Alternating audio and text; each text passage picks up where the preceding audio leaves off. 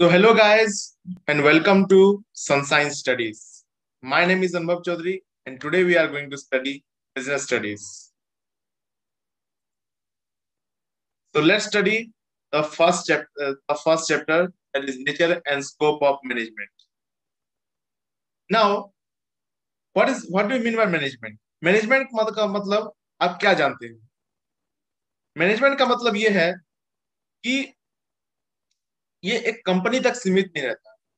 आप पूरी day to day life में मैनेजमेंट को देखते हैं, चाहे आप क्रिकेट ग्राउंड में खेल रहे हो या फिर घर में हो या फिर कहीं पर भी हो, आप हर एक जगह पर मैनेजमेंट को देखते हैं। कैसे?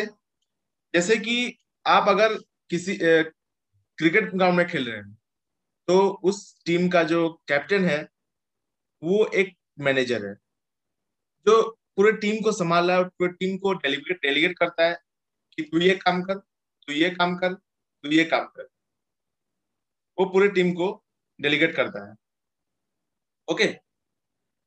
तो और घर में देखते हैं जैसे कि आपके पापा जो घर के हर चीज संभालते हैं, घर का कौन सा राशन पानी लाना है, घर को कौन सा क्या करना है, ठीक उसी प्रकार कंपनी में भी मैनेजमेंट होता है। उसी तरह से मैनेजर कंपनी को मैनेज करता है जिस तरह से क्रिकेट टीम में होता है और जिस तरह से अ, घर में होता है। तो let's go through it. So first let me read out the definition of management. Management is an art of getting things done with the help of formally organized groups by Harul Kunj. इसका मतलब यही कहा गया है कि management एक ऐसा चीज है जो जिसमें कि आप लोगों को काम कराते हो और लोगों को काम कराकर अपना गोल को अचीव करते हो। देखिए, मैनेजमेंट का मतलब ये भी है। मान लीजिए एक कंपनी है, उसका कैप्टन है विराट कोहली। सपोज एक क्रिकेट टीम है, इंडिया टीम है, उसका कैप्टन है विराट कोहली। तो Virat Kohli is the manager of the cricket team. Management मतलब है कि आप पूरे लोगों को अपने ग्रुप के काम कराकर अपना गोल अचीव करते हो। तो here comes the characteristics of management. तो पहला कैरेक्टरिस्टिक हो गया, management is goal oriented process. Goal oriented मतलब मैनेजमेंट किया जाता है गोल को अचीव करने के लिए। जैसे सपोज क्रिकेट टीम का, मैं फिर से क्रिकेट टीम का एग्जांपल दे रहा हूँ। क्रिकेट टीम में जब आप क्रिकेट मैच होता है तो सपोज इंग्लैंड ने पहले बैटिंग किया और इंग्लैंड ने स्कोर किया 182। तो अभी उन्होंने जब 182 किया तो इंडिया के लिए टारगेट हो गया 183 रन्स। तो 183 रन्स बनाना अभी इंडिया टीम का मेन गोल है, मेन टारगेट है।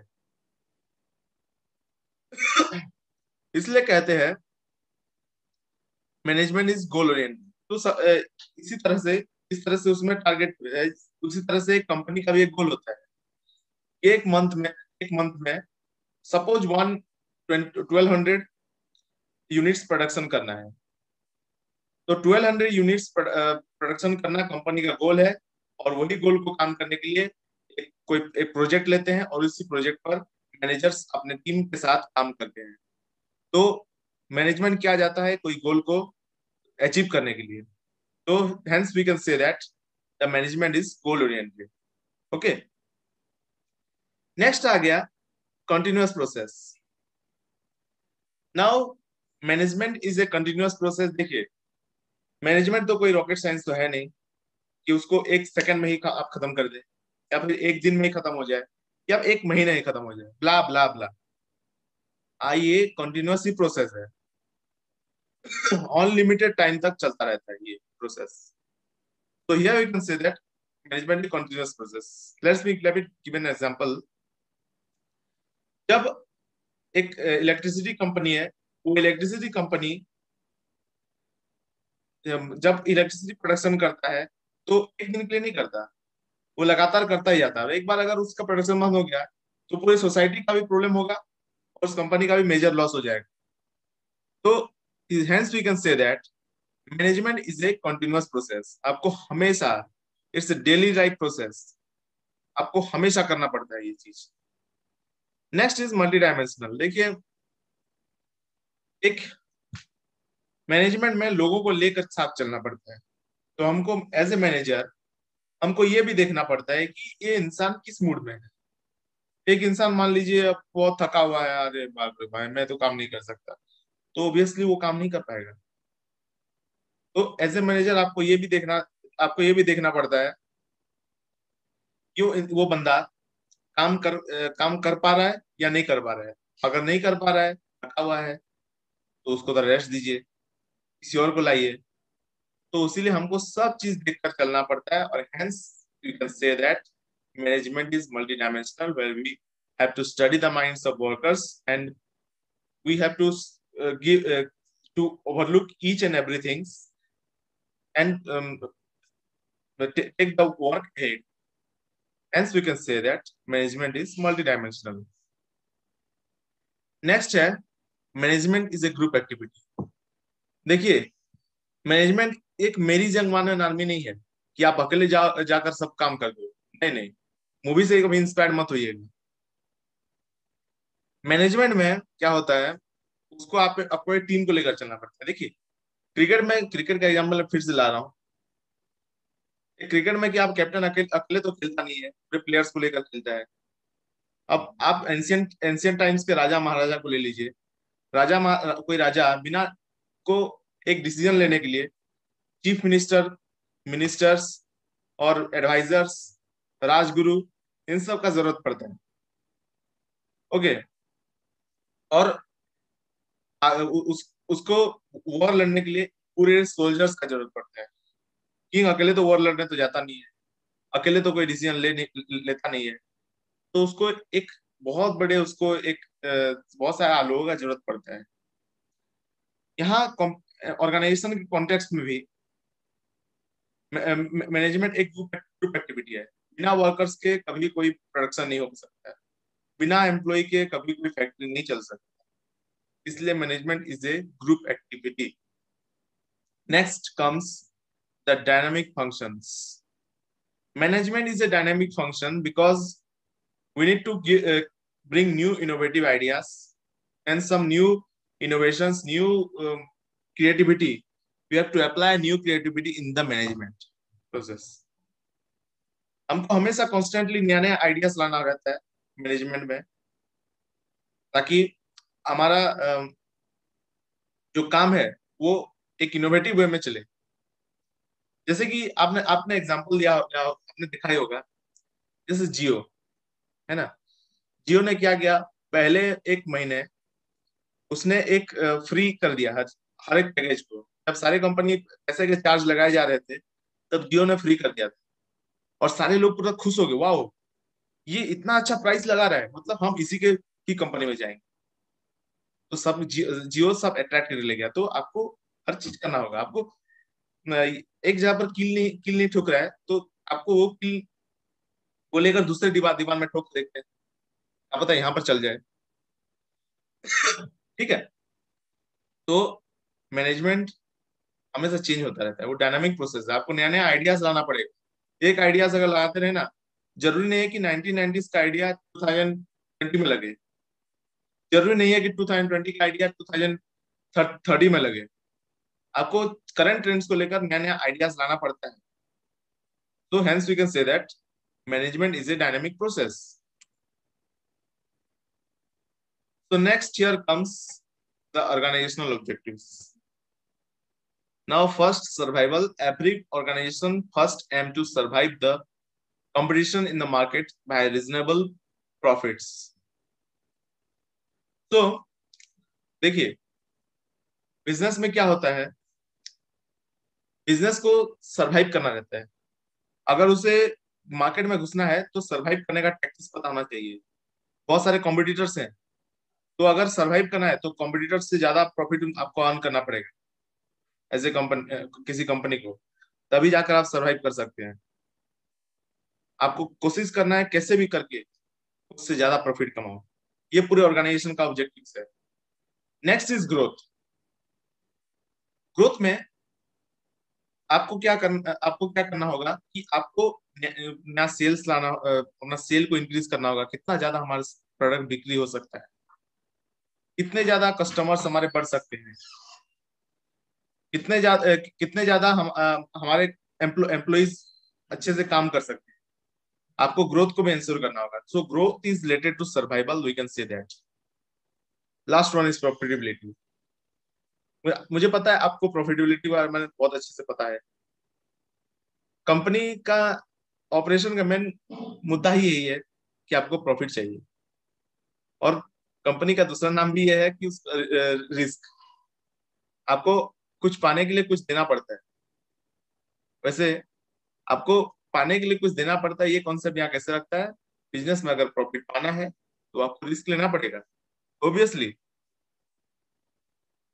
आप अगर इन्वेस्टमेंट नहीं करोगे तो आपको प्रॉफिट कहाँ से मिलेगा? तो विदाउट इन्वेस्टमेंट अब प्रॉफिट इज इम्पॉसिबल।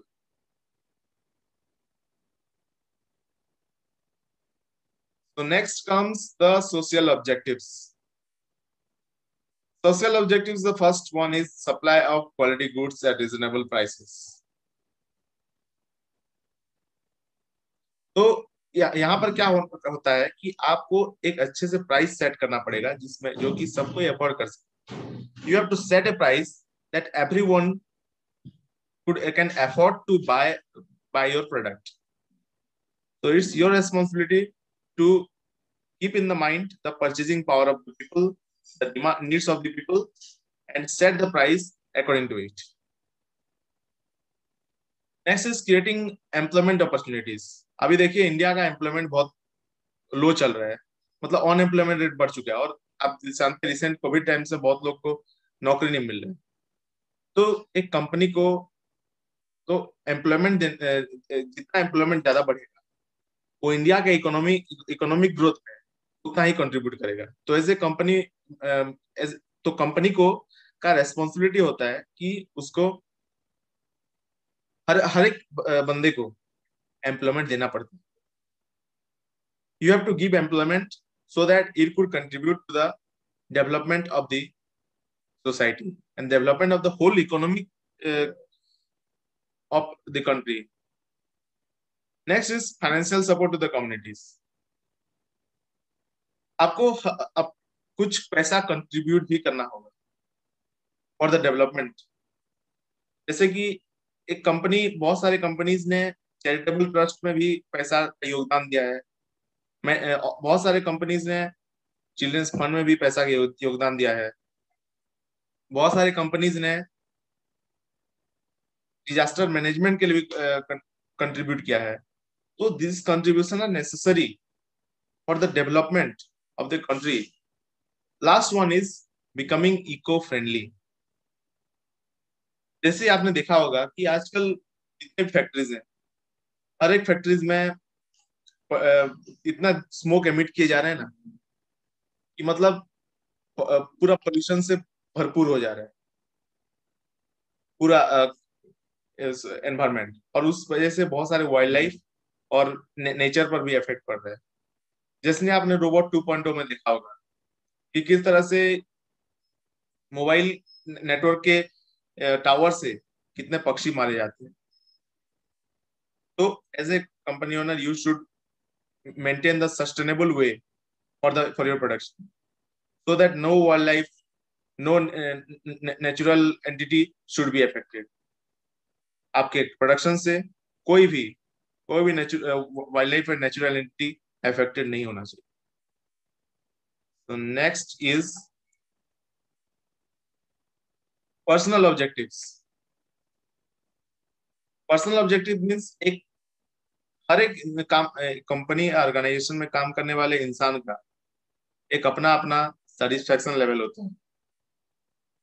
एक इंसान को अच्छा सैलरी चाहिए ताकि वो अपने घर बार चला सके, और अपने बच्चों को अच्छी शिक्षा दे सके, अपना लाइफस्टाइल को और अच्छा कर सके। तो एक अच्छा सा सैलरी चाहिए रहता है।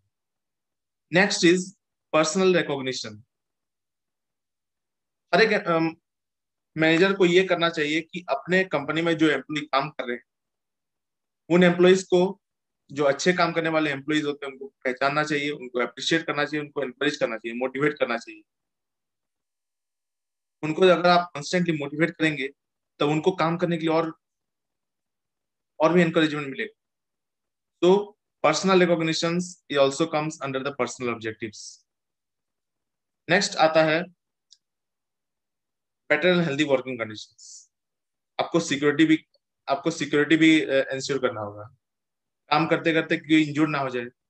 काम करते हैं उनके लिए अच्छा मेडिकल फैसिलिटीज लाना चाहिए। अच्छा वर्किंग एनवायरनमेंट, मतलब उनके लिए, मतलब उनका जॉब में भी उनको उनको इस बात का डर नहीं होना चाहिए, अरे ये बंदा मुझे मेरे साथ कोई गलत करेगा, ये नहीं, ये डर उनको नहीं होना चाहिए। उनको आप उनके सेफ्टी के लिए भी उनको गारंटी देना चाहिए, आप गारंटी दीजिए, और उनको कोई प्रॉब्लम ना हो, ये चीज भी कंपनी को इंश्योर करना चाहिए। Next comes last but not the list, levels of management. First one is top level management, second is middle level management, third is first line management, that is आप उनको कह सकते हैं लोअर लेवल मैनेजमेंट। तो इसको समझाने से पहले मैं एक एग्जांपल देना चाहता हूँ रिले रेस का।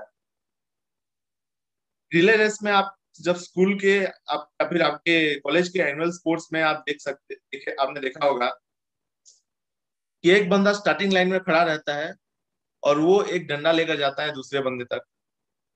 दूसरा बंदा फिर उस डंडा लेकर एक बंदे को देकर देता है, जो कि लास्ट में एक बंदे को देता है, जो कि लास्ट में फिनिशिंग लाइन तक भागता है। तो इसमें पहला बंदा भागता नहीं है, वो उल्टा पास करता है। तो उसी तरह टॉप लेवल में कंपनी में वही हायरार्की चलता है। टॉप लेवल मैनेजमेंट प्लान बनाता है, वो फील्ड वर्क नहीं करते। वो लोग प्लान बनाते हैं किस तरह से अपना कंपनी का ग्रोथ किया जाए, किस तरह से अपना पॉलिसी बनाया जाए, किस तरह से अपना रूल रेगुलेशन हो, किस तरह से हमारा प्रॉफिट हो, क्या कर इनोवेटिव टेक्निक्स लाना चाहिए, ये सब कुछ they plan everything. They plan how to make policies, how to make plans for the growth of the organization. Top level work is to plan everything, is to plan everything about the organization. Next comes the middle level managers. अब top level manager से तो काम अपना set कर दिया, अब वो क्या करेंगे, अपना काम प्लान्स को लेकर मिडिल लेवल मैनेजर्स के हाथ में पकड़ेंगे। जैसे रिले रेस में पहला बंदा जाकर दूसरे बंदे के हाथ में वो डंडा को पकड़ाता है। अब नाउ मिडिल लेवल मैनेजर्स एक ब्रिज है, कनेक्टिंग लिंक है टॉप लेवल और मिडिल लोअर लेवल के बीच, जो कि टॉप लेवल से लाया हुआ प्लान को उनके सामने रखते हैं और वो लोग डिसाइड करते हैं कि किस तरह से ये प्लान एग्जीक्यूट किया जाए, किस तरह से उनका बनाया हुआ प्लान को हम इस तरह से एग्जीक्यूट करें कि काम जल्दी से हो जाए। ओके, तो मिडिल लेवल लेवल मैनेजमेंट वही चीज इंश्योर करता है कि किस तरह से काम कराया जाए लोअर लेवल मैनेजमेंट को, जैसे फास्ट लाइन मैनेजर्स को, जिससे कि काम गोल जल्दी से अकम्प्लिश हो सके। नेक्स्ट आता है, next comes your first line managers, और you can say that lower level managers. अब लोअर लेवल मैनेजर का काम ये रहता है कि जितने भी अपने ऑर्गेनाइजेशन में जितने भी वर्कर्स हैं, जितने भी कॉन्ट्रैक्टर्स हैं, जितने भी सुपरवाइजर्स हैं, वो लोग फर्स्ट लाइन या लोअर लेवल मैनेजर्स के बीच में जाते हैं। जैसे रिले रेस में लास्ट वाला बंदा जाकर फिनिशिंग लाइन में दौड़ता है, ये लोग फील्ड वर्क एग्जीक्यूट करते हैं। ये लोग फैक्ट्री में जितना भी ग्राउंड लेवल का वर्क होता है, जितना भी होता है, कितना जल्दी वर्क करेंगे ताकि वो गोल हमारा अचीव हो, ये लोग वही चीज इंश्योर करते हैं। टॉप लेवल मैनेजर्स में आते हैं CEO, chairperson, board of directors. Middle level में डिपार्टमेंटल हेड्स, और फर्स्ट लाइन मैनेजर्स में supervisors, contractors, superintendents. So this one is the hierarchy of the levels of management.